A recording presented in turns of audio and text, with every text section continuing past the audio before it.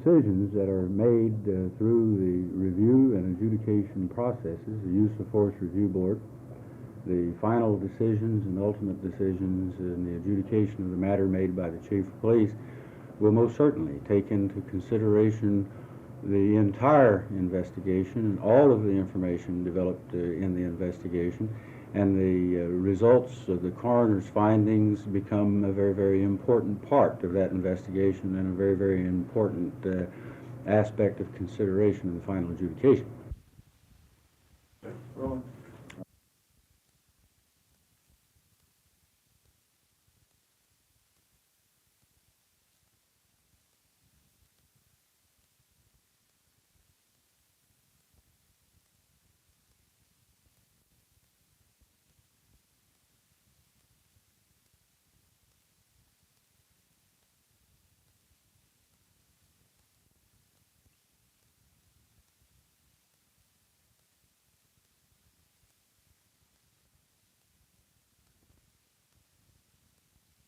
Wait a minute, you're not rolling.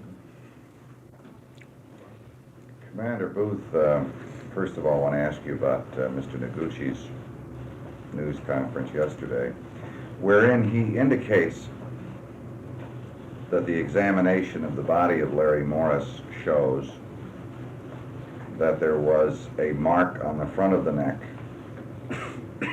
that may very well have been caused by steady pressure with an instrument, possibly a police baton. Do you want to react to Mr. Noguchi's comments? Well, the results of the autopsy, including the preliminary results, and perhaps more importantly, the final results of the autopsy, depending upon the seriousness of them, of those findings.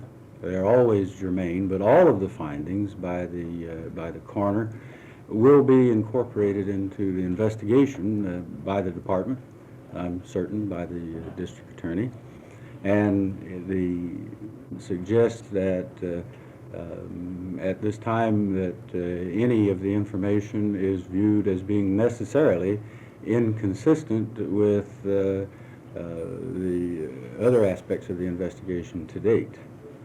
Is it the position, though, of the police department that the officers involved did not apply a chokehold with a baton on Larry Morris's throat?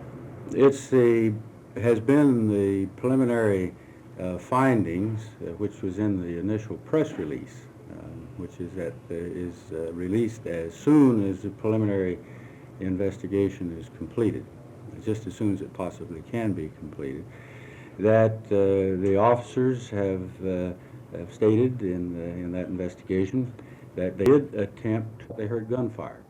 They stopped to investigate. In the course of that investigation, they saw a person running away from them. So they pursued up to the apartment. The altercation commenced by one of the officers being struck as soon as they entered into the apartment. May I ask you something about that? When the officer was struck, as it says in your press release, did he still have his weapon drawn, his revolver? I don't believe that is it is absolutely necessary. I think the law that requires due process is that all of the facts be known, all of the facts that can possibly be gathered be known, and then the adjudication process takes effect. That's historically the way it works. That's the way it should work here. And whatever those facts are, those facts will be the ultimate foundation, or the foundation for the ultimate adjudication decisions that are made by the staff of the department and by the chief of police. You would agree, however, that there are those in this city, and as a matter of fact in other parts of the country, who are saying historically the way it works, that is, these kinds of investigations, that it's just not fair, that it is the police department investigating itself and all that. Well, we know that whoever is saying that really is not looking objectively at the process here. The district attorney is well known, conducts independent investigations. That's taking place here. I think it's well known that the police commissioner reviews every one of these cases. It's not a matter of the police investigating themselves. It's a matter of there needs to be a policy, which we have. It needs to be a very tight policy, which we have. And that shootings need to be reviewed not only in the context of do they violate the law and should they be prosecuted, they need to be evaluated in light of regardless of whether or not a law was violated, was it appropriate? And that's precisely what takes place. The penalties that the potential penalties that face any officer involved in a number of things, including shootings and including the use of force, are not just restricted to are they prosecutable. It also includes are their jobs in jeopardy because of that action, regardless of whether it's prosecutable or not. Commander, all right, so both things are done. That's the next. Both things are done. And I do believe that the history of the actions of the department will refute any allegations that they're not done fairly, objectively, properly, and within the law. Commander, this adjudication process you've been talking about, would that be in any way affected if toxicological studies show that there was PCP in Mr. Morris's body? That becomes a factor of consideration. Something in the bloodstream is not the sole factor of determination in these adjudications. The adjudication is based on the totality of the incident, on all of the relevant factors, and all of the relevant factors aren't in until the investigation is complete. The coroner's findings are part of those relative factors. Would that take some of the, quote, heat off the department? I don't quite follow. The controversy over shootings, officer-involved shootings. Some civic organizations are saying that PCP use constitutes use of a deadly weapon by certain individuals that requires deadly force from officers. Well, we certainly don't say that.